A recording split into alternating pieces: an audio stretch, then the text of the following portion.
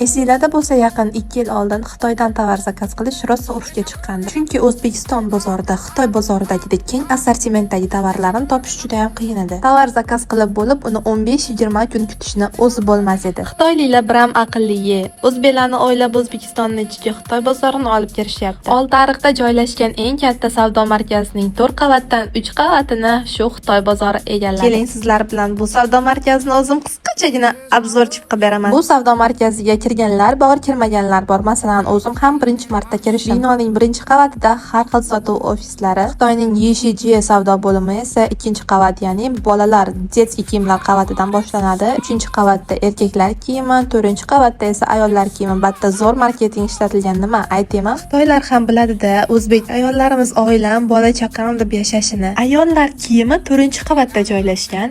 Qarang, ayollar 4-qavatga o'zlari uchun kiyim sotib olgani chiqishadimi? 4-qavatga chiqish uchun 2-qavatdagi детский kiyimlarni va 3-qavatdagi erkaklar kiyimlarini oldidan o'tib chiqishadimi?